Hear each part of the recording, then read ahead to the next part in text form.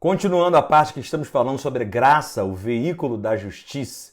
Irmãos, repara que esse veículo da justiça trouxe para nós a justificação. A graça trouxe para nós a justificação. Essa graça, como vimos no vídeo anterior, é Deus procurando o homem e não o homem procurando a Deus. Segunda verdade bíblica sobre a graça, está aí na sua tela. Graça é o tratamento de Deus com base na bondade de Deus e não no merecimento do homem. Graça é uma herança e não um salário. Amados, a graça não é um tratamento de Deus com base na bondade, com base no merecimento do homem, mas na bondade de Deus. Vamos usar um exemplo muito claro. Eu falei no vídeo anterior que a ênfase da parábola da ovelha perdida e da dracma perdida é a procura. Mas a terceira parábola contada, irmãos, a ênfase não é a procura. A terceira parábola é a famosa parábola do filho pródigo. O filho pródigo pega a sua herança. O que pegar a herança, o dinheiro do pai, era dizer: pai, eu quero o seu dinheiro e não quero o senhor. Olha que ofensa terrível. Até nos nossos dias, irmãos, herança é algo que se pede ou que se recebe depois da morte da pessoa e não antes. O menino está dizendo para o pai: pai, eu quero o seu dinheiro e não quero ficar com o senhor. Ele pega o dinheiro, o pai deixa, dá para ele vai. Gasta tudo, vocês conhecem a passagem muito bem. Perde tudo ali, está ali em Lucas 15, perde tudo que ele tem. Agora, repara que se as duas primeiras parábolas de Lucas 15, o foco é a procura, a parábola do filho pródigo, a ênfase é o tratamento. Até o filho, quando ele vai falar com o pai, ele pensa: pai, perdão, pequei contra o céu e contra ti, trata-me pelo menos como um dos teus empregados. Na cabeça dele, ele está assim: poxa, tomara que meu pai me trate pelo menos como um dos empregados dele. O filho está pensando isso. Só que a gente conhece a passagem. Quando o filho pródigo volta, o jeito, a Bíblia, gente, ela é muito focada em nos mostrar o tratamento do pai. Isso mostra quando o filho aparece, o pai já corre na direção dele, já abraça ele, beija ele, o menino começa a falar um discurso, o pai interrompe o discurso dele, fala para ele, trocar de veste, colocar um anel no dedo, vai fazer uma festa para o menino. Então, a ênfase mostra que o filho pródigo, quando ele vai voltar, ele está pensando em ser tratado como um dos seus empregados. Mas quando ele volta, o pai está tratando ele com base no amor que o pai tem por ele, não no que ele merece. E aí, irmão, até o filho mais velho, ele também, a ênfase da Bíblia é mostrar como ele está tratando aquela situação. Ele está achando um absurdo o pai dar uma festa para o rapaz, visto que ele trabalha tanto e nunca comeu nem um cabrito, e agora o menino está festejando. Repara que a ênfase é o tratamento com o filho pródigo, é o tratamento do pai com o filho mais velho, a expressão toda é de um tratamento. Isso é muito interessante, porque se a gente focar no tratamento do pai, ele não tratou esse menino conforme esse menino merecia. Gente, esse menino não merecia nem ser empregado. Pensem comigo. Esse menino não merecia nem ser empregado do pai. E era o que ele estava pensando, que o pai poderia tratar ele, pelo menos como um dos empregados do pai. Mas o jeito que o pai trata ele não é como um empregado. Não é como alguém que só queria o dinheiro dele. Não era o pecado ou o erro desse rapaz o foco do pai. O que o pai estava feliz é que o rapaz tinha voltado. É que o rapaz estava de volta. Que ele estava morto, mas agora ele estava vivo. Oh, irmãos, a ênfase de Deus não é no merecimento do homem. A ênfase de Deus é no amor que foi liberado para nós na cruz do Calvário. Simplesmente creia, simplesmente receba. Eu falo assim, simplesmente receba, alguns dizem: irmão, tá bom, fácil falar, né? Mas sabe o que faz a graça ser difícil de receber, irmãos? É que a gente é culpado demais. Ou a gente deixa a culpa nos dominar demais. A nossa culpa está fazendo muitas vezes igual fez com o filho pródigo. A culpa fez o filho pródigo, que é filho, se achar como empregado. A culpa, irmãos, vai te levar da filiação para a servidão. Da festa do pai para o trabalho dos empregados. Vai te levar ao suor, mas não ao deleite da intimidade. É terrível, irmãos, porque a culpa por ter errado tem feito muita gente não entrar na casa da graça. A culpa faz você olhar apenas para o que você fez. A graça faz você olhar para o que Jesus fez por você. E quando isso acontece, irmãos, nós não rejeitamos a festa, não rejeitamos o carinho do Pai. Muitos que estão me ouvindo talvez achem que Deus, ele deixou de lado você, ou você não tem direito de chegar. E deixa eu te falar, eu não tenho nenhum direito de estar falando com você. Aliás, nenhum de nós tem o direito de estar na casa de Deus, buscando, orando, clamando, pedindo uma bênção. Nós não temos esse merecimento. Nós recebemos pela graça de Deus. Graça não é salário. Graça é herança. Salário, irmãos, é algo que você trabalha para receber no final do mês, é ou não é? E quando o seu patrão te dá o salário, irmão, você não acha que o que ele está te dando é uma dádiva. Na verdade, o salário é uma dívida, é ou não é? Salário não é dádiva. Eu nunca vi a pessoa recebendo o salário dela e falando assim, ai, patrão, eu não merecia, obrigado. Não, irmão, geralmente a pessoa pega, é isso mesmo. Eu estou pensando até em aumentar o salário, tem gente até que reclama. Porque o salário, gente, ele não é para o ramo de empregatício, né? Ele não é uma dádiva dada. Ele é algo conquistado pelo merecimento. Agora, graça não é salário.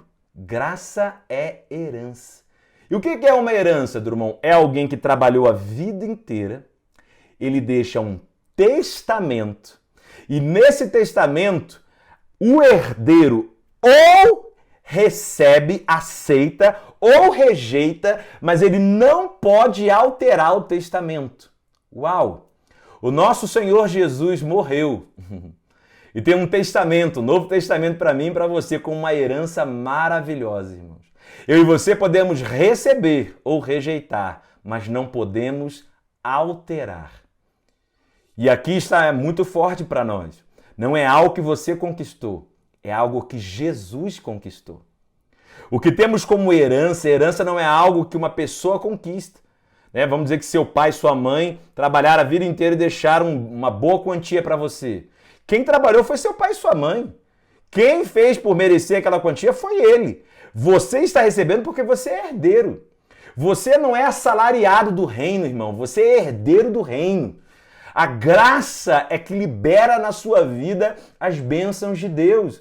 Então, quando você olha para o seu merecimento, quando você fica culpado pelo seu erro e acha que você tem que trabalhar como empregado e não consegue usufruir da festa do Pai, é porque você, na verdade, está concentrado em justiça própria, em coisas feitas pelas suas próprias mãos e não pela graça de Deus.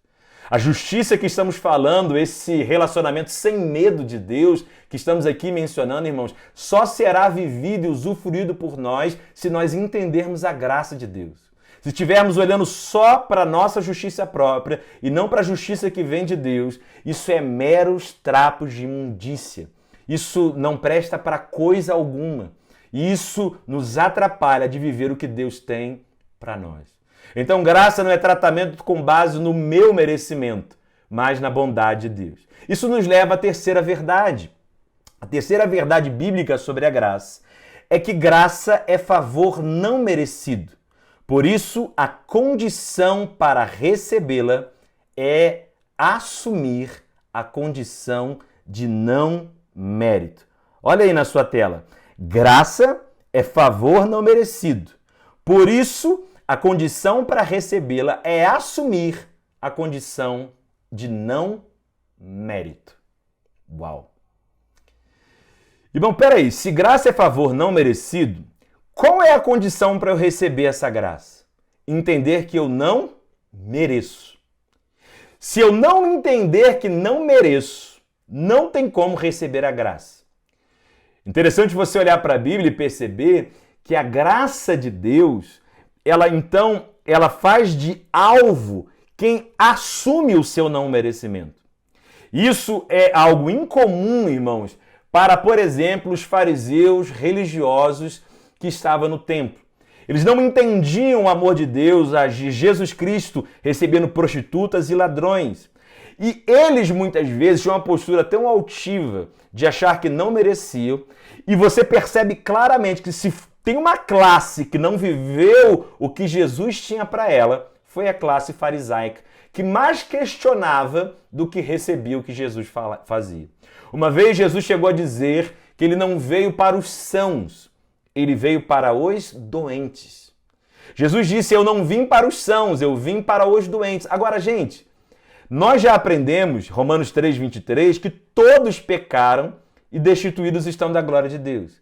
Todo mundo tem a doença do pecado. Então todo mundo precisa da cura que Jesus trazia. Agora, quando Jesus fala os sãos, não é que tinha uma classe de pessoas sãs, que eram os fariseus, e outra classe de pessoas que eram doentes. Não, gente. Jesus chegou a chamar eles de sepulcros caiados. Se tinha uma coisa que eles não eram, era curados e sarados. Mas por que Jesus diz, eu não vim para os sãos? Porque eles se achavam sãos. E quem se acha são, quem acha que não precisa, a graça não pode alcançar essa pessoa. A graça, irmãos, ela acaba acabando com orgulho. Por que Deus salva o homem através da sua graça e não de obras? Para que ninguém se orgulhe. Romanos capítulo 3, verso de número 27, diz isso. Romanos 3, verso de número 27. Onde está logo a jactância, o orgulho, né? A soberba é excluída. Por qual lei? Das obras? Não, mas pela lei da fé. Concluímos, pois, que o homem é justificado pela fé sem as obras da lei. Agora, aonde vai estar o orgulho se eu não fui salvo pelo que eu fiz? Foi excluído. Se não é salvação por meio das obras, então, irmãos, eu não posso me orgulhar. Se eu não recebo bênção alguma por meu esforço, mas pela graça, então aonde estará o orgulho? Agora, vamos entender uma coisa. Embora eu e você devemos orar, devemos jejuar, devemos clamar a Deus, irmãos, não é por isso que eu recebo. Por que você diz isso, Drummond? Porque você pode orar, jejuar e subir o monte 10 mil vezes, ir para a igreja 10 mil vezes. Mas você, irmão, nunca vai fazer por se merecer receber qualquer bênção de Deus. Não apenas a salvação, mas paz, a bênção, a prosperidade, ser usado por Deus, tudo que Deus tem para nos dar, irmãos. Toda bênção, toda herança que Ele tem, não é algo que eu conquisto pelo meu esforço. É algo que eu recebo pela graça. Agora, tem gente que quando ouve isso fala assim, então graças a Deus, né? Então não preciso fazer nada, porque é a graça que vai me dar todas as coisas. Deixa eu te fazer entender uma coisa. A graça não anula a responsabilidade. A graça anula o mérito. A graça não anula a responsabilidade. Ela anula o mérito. A graça em Jesus Cristo nos diz para pedir, para buscar, para clamar. A palavra de Deus, que é a expressão da graça do Senhor, nos chama a buscá-lo. Nos fala de jejum, nos fala de estarmos em comunhão com os irmãos. Ou seja, a graça de Deus não anula a responsabilidade que nós temos de buscar. O que a graça anula, Drummond? A graça anula o mérito. Então, quando eu orei e fui abençoado pela graça de Deus. Uma das coisas mais tristes que eu vejo hoje, irmãos, é disciplinas espirituais virar um motivo de jactância, de orgulho, de soberba.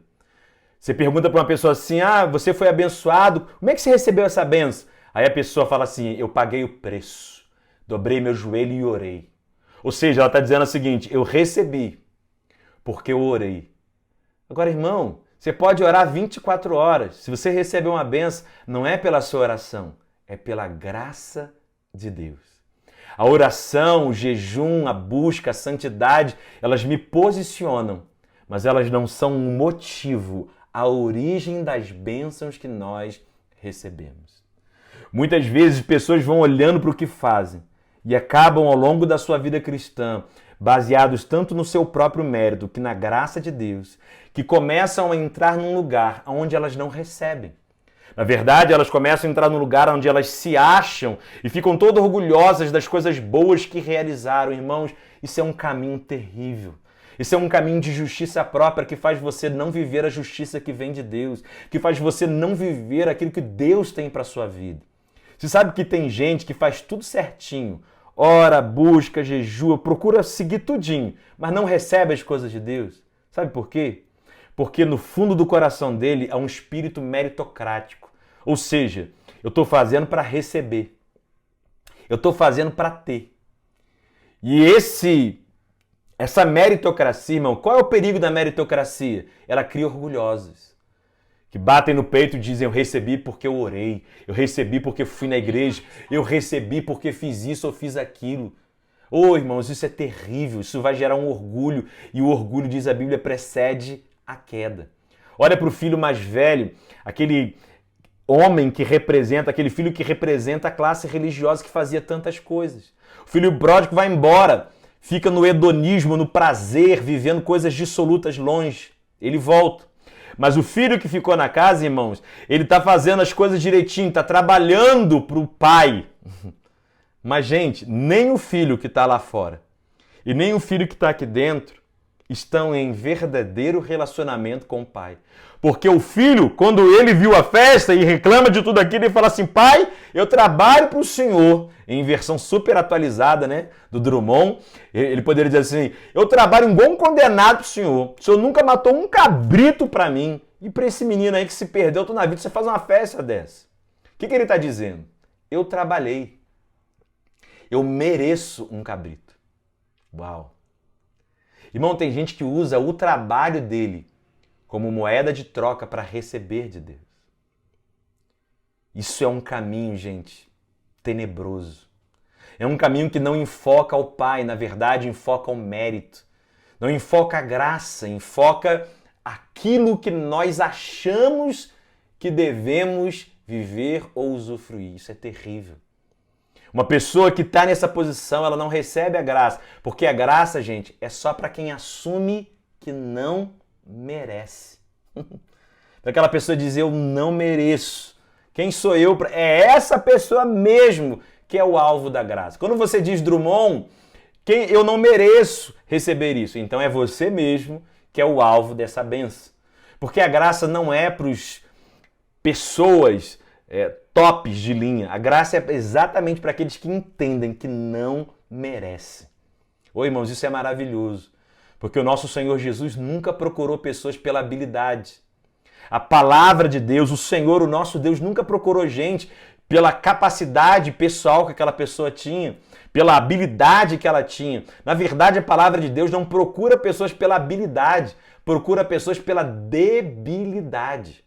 Agora, isso dá um nó na nossa cabeça, sabe por quê? Porque o mundo de hoje procura pessoas pela habilidade, é ou não é? Procura-se pessoas com inglês fluente, com boa capacidade oratória, né? O mundo procura pessoas pela habilidade. Eu nunca vi um cartaz no mundo procurando uma pessoa assim para trabalhar, dizendo assim, procura pessoas cansadas e sobrecarregadas. Cansados e sobrecarregados, venham trabalhar comigo. Irmãos, o mundo não chama pela debilidade, o mundo chama pela habilidade. Mas o nosso Senhor Jesus, em Mateus capítulo 11, verso 28, diz, vinde a mim todos vós que estáis cansados e sobrecarregados. Jesus disse, eu não vim para os sãos, eu vim para os doentes. 1 Coríntios capítulo 1 diz que ele chama os loucos, os fracos e os que nada são. Olha essa lista, tem 6 itens nela, né, gente? Cansado, sobrecarregado, doente, louco, fraco e que nada são. Irmãos, Deus não está chamando ninguém pela habilidade, Deus está chamando pela debilidade. Mas Deus chama os cansados para mostrar que Ele é a força. Deus chama os sobrecarregados para mostrar que Ele é o renovo. Deus chama os doentes para mostrar que Ele é a cura. Deus chama os loucos para mostrar a sabedoria dEle. Deus chama os fracos para mostrar que o poder dEle se aperfeiçoa na nossa fraqueza. Deus chama os que nada são para mostrar que Ele é o grande eu sou, aquele que era, que é e que há de vir. Aleluia. Irmãos, quando eu ouço alguém dizer assim, Drummond, eu já falei para Deus, sabe? Deus chama outro porque eu sou fraco. Ô, gente, a pessoa está usando a fraqueza dela como desculpa para Deus não chamar ela, chamar outro. Mas, irmão, sua fraqueza não é a desculpa que você dá para Deus não te usar. Sua fraqueza é o motivo de Deus ter te escolhido. Ah, gente, isso é tão bom que eu vou dizer de novo. Não use sua fraqueza como desculpa para Deus não te usar. Não! Sua fraqueza é o motivo de Deus ter te escolhido, porque o poder de Deus se aperfeiçoa na sua fraqueza. Quando Deus disse isso para o apóstolo Paulo, disse: a minha graça te basta. Uau! Receba essa graça. Quando você recebe e entende que não merece, irmãos, você vai fazer coisas boas no reino de Deus, você vai fazer boas obras no reino de Deus, mas não vai bater no peito e dizer que foi você. Não. Você vai descansar sabendo que quem operou em você foi a graça de Deus. Outra verdade bíblica sobre a graça. A graça é a habilidade para vivermos. Está na sua tela aí, olha. Graça é a habilidade para vivermos da forma como fomos tratados. Graça não é licença para pecar. É força que não deixa o pecado nos dominar. Mas isso é assunto para o nosso próximo vídeo. Te espero no próximo vídeo.